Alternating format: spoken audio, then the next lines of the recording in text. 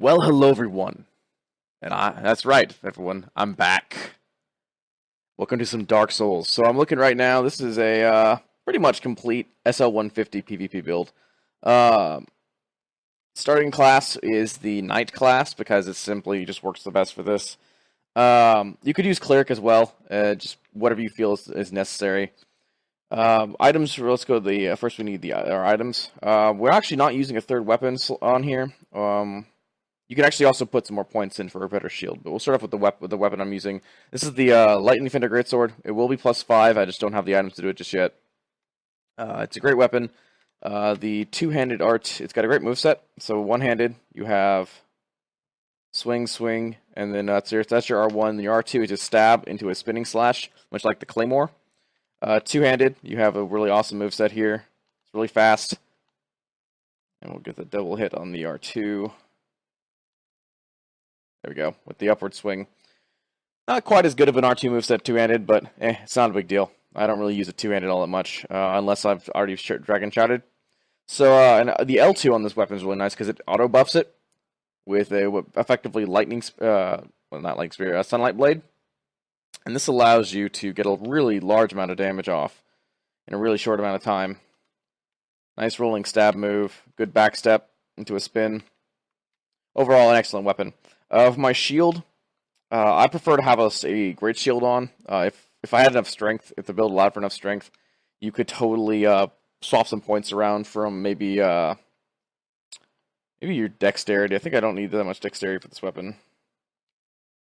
Yeah, you could pull some points from your dexterity and put them into your strength. That would allow you to use the tower shield, which has 100% physical block and is overall really good.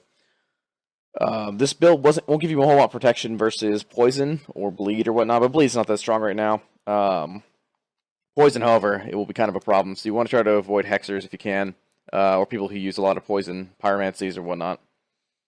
As you see, we have 16 attunement for 3 spell slots, because we need that for Sunlight Spear and Great Lightning Spear. So we'll go into our items again.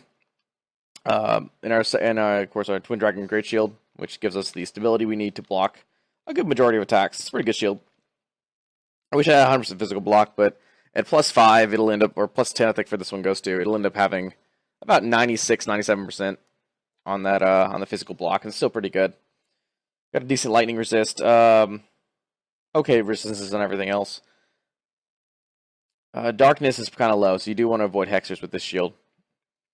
You can also swap it out for the Rebel Great Shield if you have that. It's a really good shield as well. I'm just not taking the time on this character to go down and get it. This is actually for a playthrough I'm doing with some roommates, so I can't go too far ahead. My armor is the Black Dragon set, acquired by using the Dragon Torso Stone when you don't have any armor on. So I'll go ahead, and I have enough human effigies, right? Yeah, I have plenty. So we'll go ahead and kill ourselves.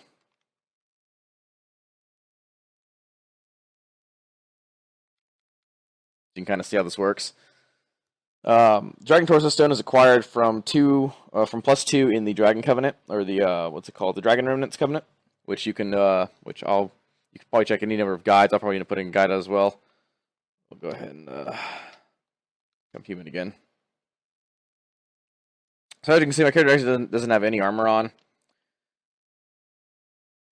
So when you use the Torso Stone, it actually gives you an armor set, which is really nice first time. And this is actually a fairly good armor set from what I've been able to see. It's got pretty good stats, considering it's super light.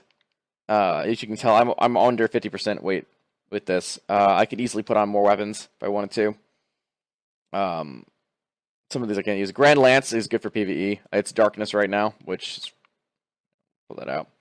It's not a good PvP weapon though, but PvE wise, it's a really great weapon to have on. I'll probably end up keeping it on here as well.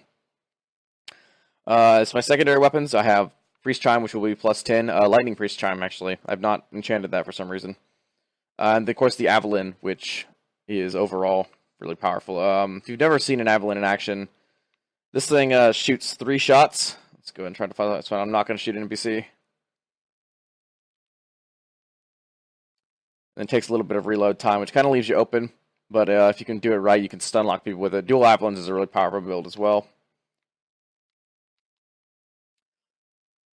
And of course, like I said, this Grand Lance, Dark Grand Lance +8. It's for PvP. I really don't recommend it, But if you have like a great like a tower shield and then this weapon, you can poke from behind things. It's got a really good moveset overall, and is debatably one of the best PvE weapons in the game. Also does an obscene amount of damage. Like I'll show you this thing. This thing is currently doing 496. Or not saying 469 damage, and it's not fully upgraded yet, and it's not really getting any scaling of my intelligence.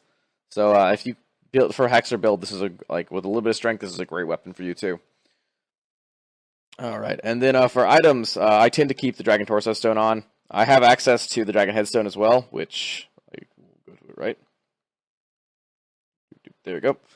Dragon Headstone allows you to breathe fire at the cost of stamina. It's okay damage. It's good if you're. It was good back in Dark Souls 1 when you could invade people SL1 and have Dragon Breath.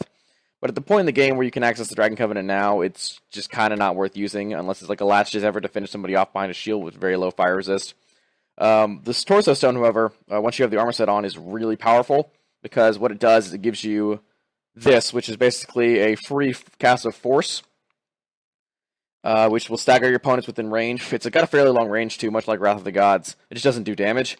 And then you notice when I use it, I have a yellow aura around me. This is a damage buff, a fairly significant one. It doesn't last very long, but it's good enough to get in 1 or 2 good hits, which, from various PvP testing against my roommates, basically 2 good hits with it will one-shot your opponent. So that's always good to hear. And good to keep in mind. So right now we're going to go ahead and we're going to show you some quick damage testing on this, kind of show you how it works. Go to a place that's not too terribly difficult. Here's this area. Let's see. We'll go to Dragon Shrine.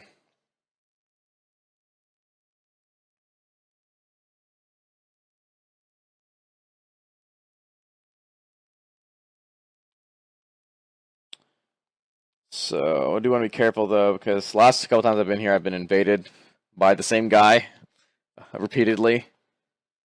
It's kind of annoying.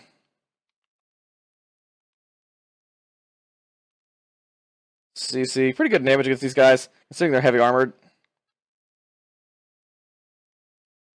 Two-handed, a little bit more. Got a good fast moveset, and we can basically chain lock people.